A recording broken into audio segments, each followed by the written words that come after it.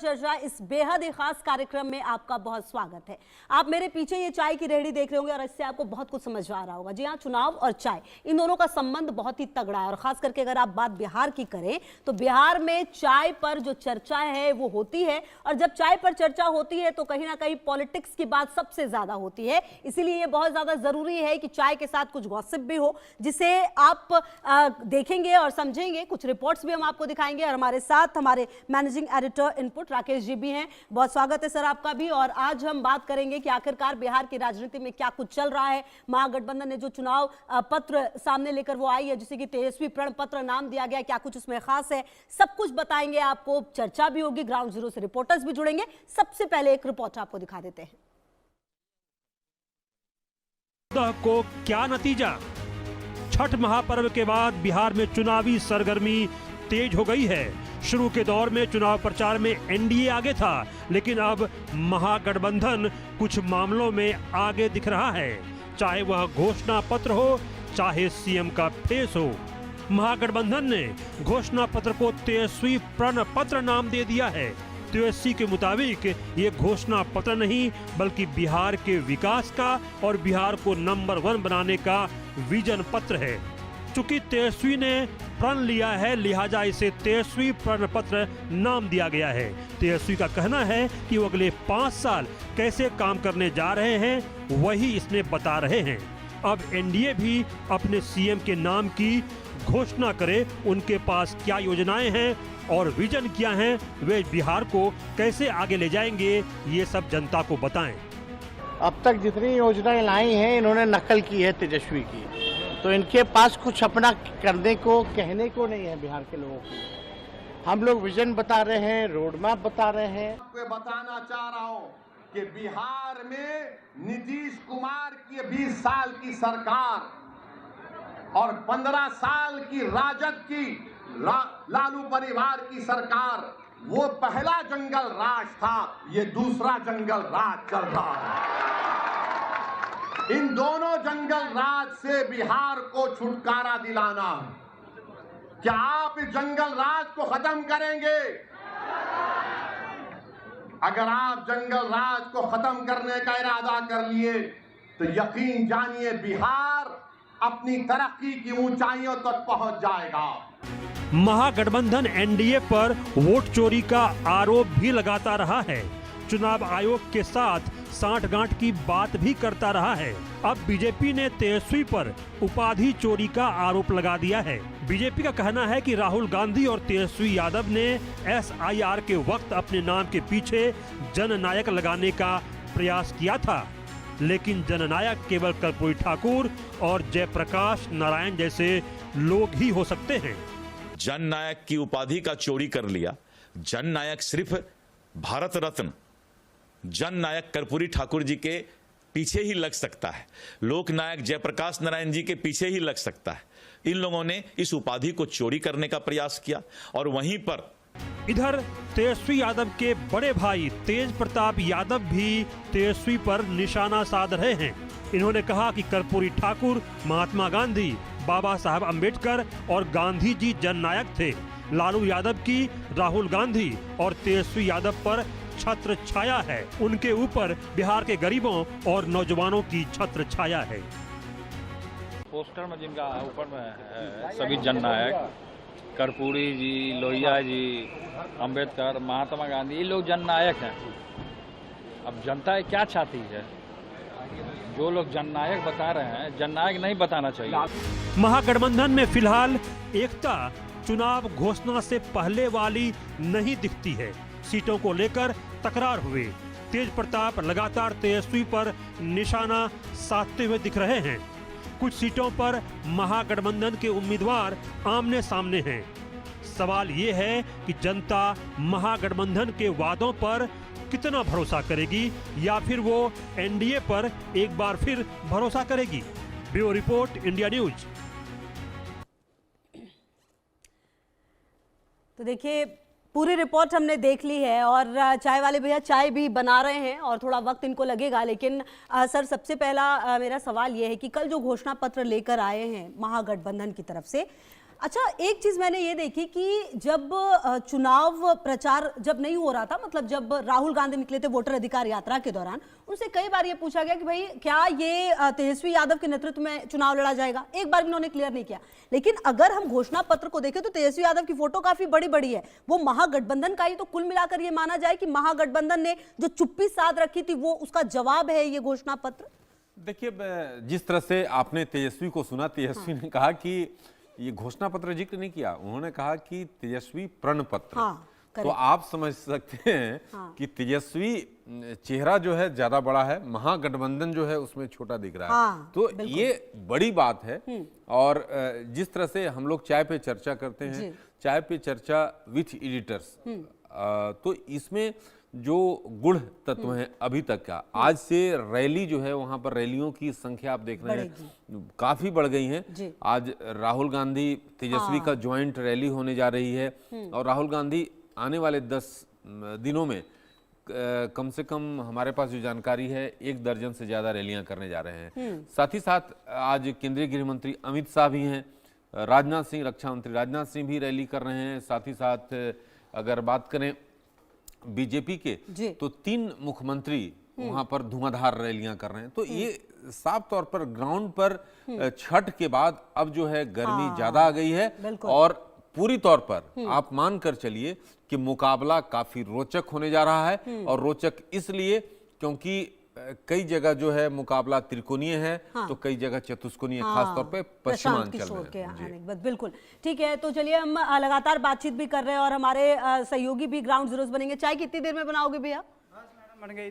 चलिए ठीक है, चाय भी बन रही है हमारी। तब तक हम ग्राउंड जीरो पर जो हमारे सहयोगी है उनसे आपको बता दें, रितेश पटना से हमारे साथ और संजय शर्मा बीजेपी दफ्तर से हमारे साथ जुड़े हैं। और कहीं ना कहीं देखिए, जब हमारे तमाम सहयोगियों की मौजूदगी होगी तो कहीं ना कहीं ये भी आपको समझना होगा कि जो सिचुएशन आप उसको समझिए। और हमारे 2 सहयोगी हमारे साथ जुड़ेंगे, हम बातचीत उनसे भी करेंगे, क्योंकि देखिए जैसा राकेश जी ने बताया कि आज से जो चुनावी प्रचार है वो पूरी तरह से तेज होने वाला है। जी हाँ, और रितेश की भी मौजूदगी है, संजय बीजेपी दफ्तर के बाहर आपकी मौजूदगी है। गृह मंत्री आज से बिहार जाने वाले हैं, वहां पर उनकी ताबड़तोड़ रैलियां होंगी। क्या कुछ आज की तैयारी है? देखिए, अब छठ का त्यौहार खत्म हो चुका है। बिहार में सबसे बड़ा त्यौहार मनाया जाता है छठ पर्व का, और अब छठ खत्म हो चुकी है तो लिहाजा सबका जोर पूरी तरह से चुनावी रैलियों पर आकर के टिक गया। तो अब खुद प्रधानमंत्री नरेंद्र मोदी भी बिहार जा रहे हैं, उनकी भी चुनावी रैलियां शुरू होंगी। गृह मंत्री अमित शाह जा रहे हैं, राजनाथ सिंह की भी आज रैलियां, राजनाथ सिंह छपरा जा रहे हैं, अलीपुर जा रहे हैं, खुद गृह मंत्री अमित शाह। तो कई जगहों पर रैलियां होंगी बीजेपी के नेताओं की। हालांकि बीजेपी ने अपने सारे के सारे लगभग 40 से ज़्यादा स्टार प्रचारकों को मैदान में उतारा है। योगी आदित्यनाथ को भी उतारा है। प्रधानमंत्री नरेंद्र मोदी जो बीजेपी के स्टार कैंपेनर है वो भी चुनावी मैदान में उतरे हुए हैं। तो अब पूरा की पूरा जोर चुनावी रैलियों में होगा। और कल का जो दिन है, कल बीजेपी की तरफ से एनडीए का मैनिफेस्टो जारी किया जाएगा। अमित शाह इसको जारी करने वाले हैं। देखना पड़ेगा कि क्या किस तरीके का जवाब देते हैं, क्योंकि महागठबंधन ने जो अपना मैनिफेस्टो जारी किया उसमें कई बड़ी बातें कही हैं, उसका जवाब बीजेपी एनडीए किस तरीके से देती है, इस पर सबकी निगाहें लगी हुई हैं। क्योंकि हर घर में नौकरी, इसका क्या तोड़ लेकर के आएंगे। 25 लाख का बीमा, वक्फ कानून को खत्म करने का अधिकार हालांकि किसी भी राज्य सरकार के पास नहीं हो सकता, लेकिन इसका भी वादा किया गया है महागठबंधन के मैनिफेस्टो में। तो इन सब मुद्दों का क्या जवाब दिया जाता है एनडीए की तरफ से, तो ये इसके लिए हमको कल तक का इंतजार करना पड़ेगा। कल देखना पड़ेगा कि एनडीए के घोषणा पत्र में किन किन बातों को शामिल किया जाता है। बिल्कुल, चलिए एनडीए का जब घोषणा पत्र आएगा तो देखना दिलचस्प होगा कि क्या कुछ बातें उसमें सामने आने वाली है। और रितेश की भी मौजूदगी है। रितेश, आपको देखकर ऐसा लग रहा है कि आपके पीछे कुछ लोगों की भी शायद मौजूदगी है, और क्योंकि हम भी चाय पर चर्चा कर रहे हैं और बातचीत कर रहे हैं यही कि आखिरकार जब अब महागठबंधन का घोषणा पत्र तो आ गया, गृह मंत्री भी आज ग्राउंड जीरो पर होंगे, और सबसे बड़ी बात, तेजस्वी यादव और राहुल गांधी आज साथ में जनसभा संबोधित करने वाले हैं। रितेश, बेहद महत्वपूर्ण दिन, और कुल मिलाकर जो चुनाव की जो एक कहते हैं ना, माहौल बिल्कुल गर्म हो चुका है बिहार में। अब बिल्कुल देखिए कि 3 दिनों का ब्रेक था, और ब्रेक की वजह छठ महापर्व था। क्योंकि छठ महापर्व ऐसा पर्व होता है जहां पर कोई नेता नहीं, कोई खास नहीं, कोई आम नहीं, सभी लोग छठ की भक्ति में रंगे हुए थे। और नेताजी लोग तो कुछ ज्यादा ही रंगे हुए हैं, क्योंकि आशीर्वाद छठी मैया से सभी ने मांगा है अपनी अपनी जीत का। तो 3 दिनों तक ब्रेक लगा हुआ था, लेकिन अब ये ब्रेक जो है वो समाप्त हो चुका है। एक बार फिर से अब चुनाव ने बिहार में रंग पकड़ लिया है। आप देखिए कि किस तरीके से आज बैक टू बैक एनडीए की रैलियां हैं, चाहे वो केंद्रीय गृह मंत्री अमित शाह हैं, उनकी ताबड़तोड़ रैलियां हैं। रक्षा मंत्री राजनाथ सिंह जो है वो ताबड़तोड़ रैली कर रहे हैं। योगी आदित्यनाथ तो सबसे ज्यादा डिमांड में है बिहार में। सभी नेताओं की, जो बीजेपी और एनडीए के नेता हैं, उनकी चाह है कि योगी आदित्यनाथ उनकी रैलियों में पहुंचे। इसके अलावा अगर बात करें तो मध्य प्रदेश के मुख्यमंत्री जो हैं वो बिहार में चुनावी मोर्चा संभाले हुए हैं। यानी बीजेपी के जितने भी स्टार कैंपेनर्स हैं उन्होंने मोर्चा संभाला हुआ है। इधर जेडीयू, हम पार्टी और सभी ने मोर्चा संभाला है। दूसरी तरफ अगर देखें तो सीट शेयरिंग से लेकर कैंडिडेट सिलेक्शन, सिंबल बांटने में महागठबंधन भले ही कुछ भी बोले, लेकिन महागठबंधन काफी पीछे दिखी। वहां पर अंतिम समय तक गाड़ी फंसी रही।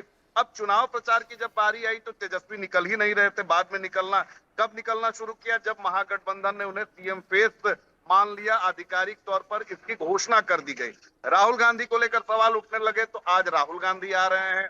राहुल गांधी भी बैक टू बैक 2 रैलियां करने वाले हैं। तेजस्वी यादव उनके साथ रहेंगे। यानी आज जो देखा जाए बिहार में पूरी धारदार तरीके से रैलियां होने वाली हैं, चुनाव प्रचार होने वाला है। क्योंकि देखिए कि फर्स्ट फेज की जो वोटिंग है वो 6 नवंबर को है और उसके पहले कोई भी राजनीतिक दल, सभी जो मतदाता है उन्हें साधना चाहता है, अपनी बात उन तक पहुंचाना चाहता है।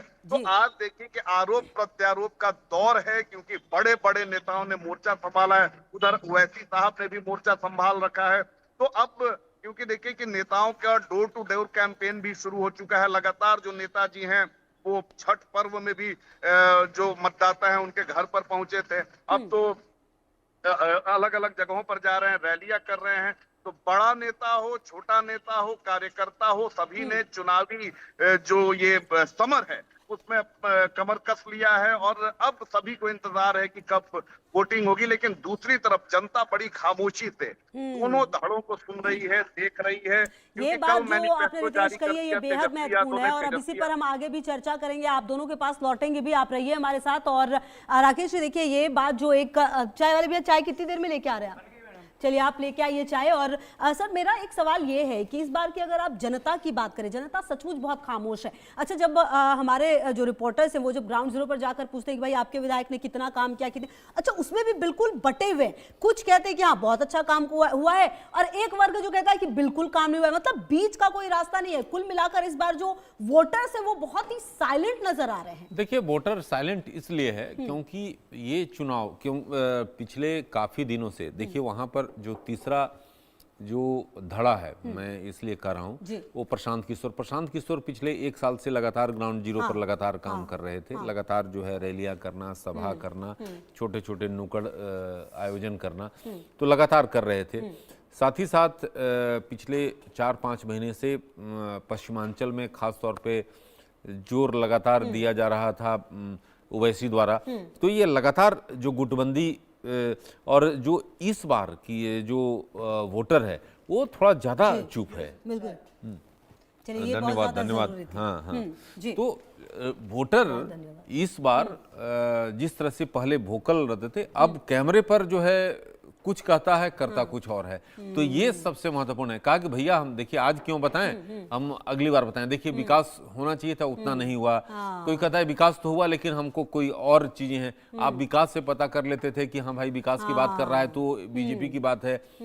और अगर दूसरे मसला कहता है कि नहीं विकास तो है लेकिन और भी हमारे पास, तो और में आप समझिए कि जा रहा है महागठबंधन। तो ये तमाम चीजें हैं जिसको बिलो द लाइन जो है आपको समझना होगा। बिल्कुल। और कहीं ना कहीं जब हम बात कर रहे हैं इसकी घोषणा पत्र की, ये भी बेहद महत्वपूर्ण होता है। जिस तरह के वादे किए गए महागठबंधन की तरफ से, वो कितने रियलिटी चेक अगर दिया जाए तो कितना सही है वो? देखिए, जो फ्री बीज का है, जिस तरह से आप लगातार मैनिफेस्टो में जो घोषणा की है 2.8 करोड़, अगर आप रोजगार आप कहां से दे पाएंगे? देखिए आप जिस तरह से जो फ्रीबीज जिन स्टेटों का हाल आप देख लीजिए, कर्नाटक आप देख लीजिए, सबसे आप हिमाचल देख लीजिए क्या स्थिति है। तो आप पंजाब का देख लीजिए, आप सरकार के पास फंड नहीं है लेकिन आप चुनाव में घोषणा जीतने के लिए कर देते हैं।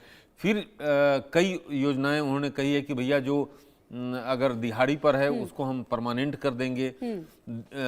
तो इन तमाम चीजों को, कई योजनाएं हैं, राज्य का जो बजट है उससे 4 गुना, तो इस तरह की घोषणा का कितना औचित्य है ये भी देखना ये होगा। सबसे अच्छा, और महत्वपूर्ण है। सबसे बड़ी बात यह है कि जनता आखिरकार कितना ज्यादा भरोसा कर पाती है, क्योंकि लगातार वादे तो कर दिए जाते हैं लेकिन आप ग्राउंड जीरो पर उसको लेकर कितना आते हैं। और देखिए लगातार हमारे तमाम सहयोगियों की भी मौजूदगी है, संजय की मौजूदगी है हमारे साथ। संजय, देखिए जब बात चाय पर चर्चा की हो रही है और हम ये भी बात कर रहे हैं कि आखिरकार जो एनडीए है वो अपना जब घोषणा पत्र लेकर आएगी तो उसमें क्या कुछ होगा। और संजय, सबसे बड़ी बात यह है कि अमित शाह की मौजूदगी आज होने वाली है, कहां कहां पर होंगे और कौन कौन से बड़े दिग्गज आज मैदान में हैं? देखिए, अमित शाह, राजनाथ सिंह, योगी आदित्यनाथ, मोहन यादव सहित शिवराज सिंह चौहान, कई सारे नेता आज बीजेपी के सारे स्टार कैंपेनर आज बिहार की धरती पर उतरे हुए हैं और वहां पर चुनाव प्रचार करने वाले हैं। लेकिन मैं आपको बता दूं, जो आपने जिस बात पर आप डिबेट कर रहे हैं, इसी बात को आगे बढ़ाते हुए, क्योंकि चुनाव जब शुरू हुआ तो अभी तक अपोजिशन की तरफ से अभी तक नैरेटिव नहीं खड़ा किया गया, लेकिन तेजस्वी यादव ने कल जब मैनिफेस्टो में जब अपने मुद्दों को जगह दी, तब अब तेजस्वी यादव को इस बात में सफलता मिल गई है कि पूरी की पूरी बीजेपी हो चाहे एनडीए हो, उनके मुद्दे पर आकर के खेल रहा है, यानी उनके पीछ पर बैटिंग कर रहा है कि आप 2 करोड़ 80 लाख लोगों को रोजगार कहाँ से देंगे, आप इतने लोगों को रोजगार कहाँ से देंगे, आपके पास बजट नहीं है। लेकिन सबको बात तो वही करनी पड़ रही कि आपको रोजगार की बात तो करनी पड़ रही है, एड्रेस करना पड़ रहा है। तो ये तेजस्वी यादव की बहुत बड़ी सफलता है कि उन्होंने भले ही चाहे मुद्दा कुछ भी लिया जिसको वो पूरा नहीं कर पाएंगे, और जनता उस पर विश्वास करेगी कि नहीं करेगी ये भी देखना होगा, क्योंकि विश्वसनीयता नहीं है। तेजस्वी यादव हो चाहे लालू यादव हो, इनकी विश्वसनीयता बिल्कुल नहीं है। ये खुद नौकरी के बदले जमीन घोटाले में फंसे हुए हैं, तो इन पर जनता कितना विश्वास करती है देखना होगा। लेकिन वो उस पिच पर लेकर के आ गए बीजेपी एनडीए को, जिनको आज डिबेट करने को मजबूर होना पड़ रहा है कि इतनी नौकरियां कहां से देंगे, आपके पास तो इतना बजट ही नहीं है, बिहार का बजट कितना, डेवलपमेंट कैसे करेंगे।